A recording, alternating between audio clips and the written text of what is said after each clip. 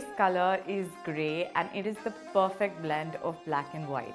So it has positive and negative connotations, and wearing this color allows to balance the emotions and keep the person grounded.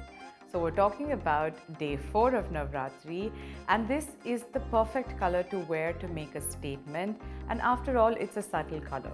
So I'm going with this grey salwar suit that I have, and I'm gonna go dress it up. See you soon.